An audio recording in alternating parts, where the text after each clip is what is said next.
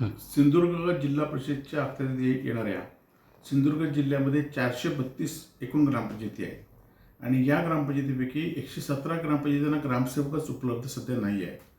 अनेक ग्रामपंचायतीच्या कारभार हा 2-2 ग्रामपंचायती 3-3 ग्रामपंचायती एका ग्रामसेवकावर अवलंबून असतो. एवढं असून सुद्धा आता परजिल्ह्यात ज्यांना बदली पाहिजे आहे, खरं तर हा अधिकार त्या जिल्हा परिषदचा आहे की परजिल्ह्यातील ग्रामसेवकांना बदली करून सोडायचे की नाही तर. परंतु सत्ताधाऱ्यांच्या आर्थिक देवाणघेवाणीमुळे व प्रशासनाच्या आर्थिक देवाणघेवाणीमुळे आज सिंधुदुर्ग जिल्ह्यातले 117 ग्रामसेवक कमी असताना 20 ग्रामसेवकांना आज आंतरजिल्हा भरतीसाठी प्रस्ताव जिल्हा परिषदेने सिंधुदुर्ग जिल्हा परिषदेने मंजूर केला आणि त्यांना जिल्ह्याच्या बाहेर पाठवलं आहे. अजूनही 25 लोकांचे प्रस्ताव या ठिकाणी आहेत.